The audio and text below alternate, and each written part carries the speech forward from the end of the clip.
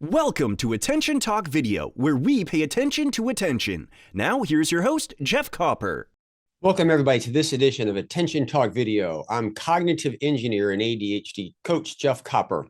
And today I want to talk about ADHD and practically managing it. And this is a very difficult distinction for me to make, but I'm going to give this a shot.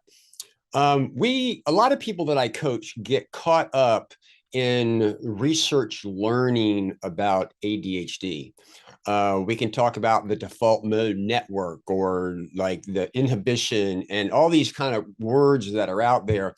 And they're really, really good. But on a day in, day out basis, when you're like in the trenches, I don't really know how that actually helps you. Like intellectually, I understand what that is, but on a day-to-day life, I just can't relate that to what I'm doing.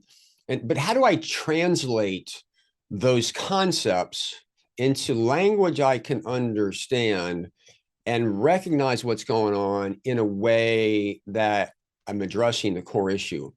So one of the ways that I've done this is, and we'll understand, is that one of the common characteristics that people say is ADHD people are impulsive. ADHD, impulsivity is the lack of the ability to self-regulate, which is synonymous with self-control. So I can control myself, I can restrain myself, I can regulate myself. The inability to do that is impulsivity, right? So what I like to do to try to really bring this home is to relate impulsivity or self-control is really more of an emotion, actually. Not a lot of time to get into that here, but if you'll trust me, I mean, pause for a second. I was coaching a physician's assistant that was actually in a neurologist's office. And I was coaching this person and talking about, when you think of an emotion, think of it as a reflex. Not your emotion, but just any emotion is a reflex. And I got done coaching the individual. I said, what'd you learn from the experience? And he said, you know, you have it right. An emotion is a reflex. That's it. That's all you need to know, that it kind of explains everything. So a reflex is an automated response. Have you ever tripped and noticed that reflexively your arms reach out to brace your fall? Think about how you would actually inhibit that. Pretty hard, because it's hard because it's an automated reflex. So when you begin to understand that, how do you inhibit that? First responders, police, Marines, fire, when they're in fight, flight, or freeze, they can't panic. Okay, we have to calm down. They have to go through specialized training in order to override that reflex. So practically, when you're a person with ADHD and you're trying to manage yourself, the issue is, how do you manage the reflex? Because impulsivity is a reflexive reaction to escape some level of discomfort or to seek some level of pleasure. And it's very simple. It's just a reflex. We can get so analytical sometimes. Well, it's this or this. I mean, so many times people are describing this reflexive reaction in 50 gazillion different ways. It's almost like I'll explain it to them and they'll want to explain it to me differently. And they spend more time describing the emotion around it than they do actually trying to inhibit the reflex. And so my point really is the theoretical stuff that's out there, and it's helpful to begin to understand and validate it.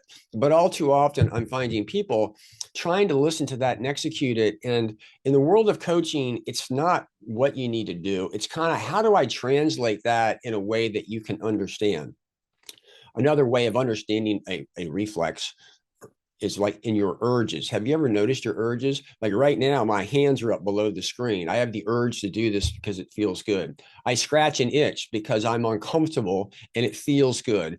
I drink of water because I have the urge to escape the discomfort of being dehydrated and seek the pleasure of drinking water. Same thing with going to the bathroom. Have your knee ever bobbled up and down? You're doing that on an urge. If you begin to look around your world, about I'd say, I'm guessing like 95% of all the urges, like my head's swinging back and forth. Why am I doing that? That's an urge. It's feeling good. It's like everywhere.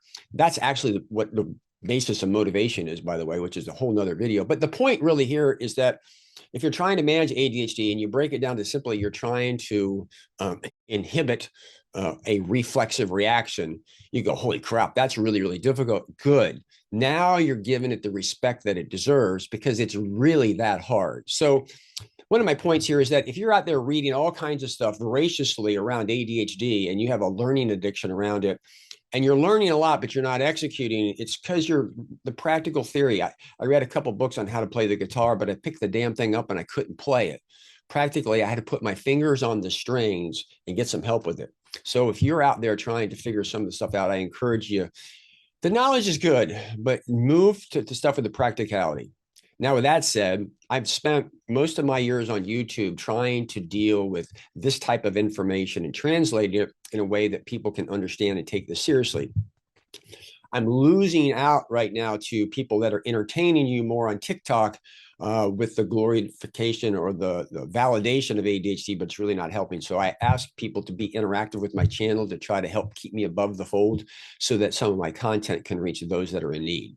So I'm grateful. If you're new, please subscribe to our channel. If you're existing, please help. Just interact. You can just put a thumbs up, or, anything up there, and hit a like button to keep us going. So with that, hope you've enjoyed this edition of Attention Talk Video. Take care.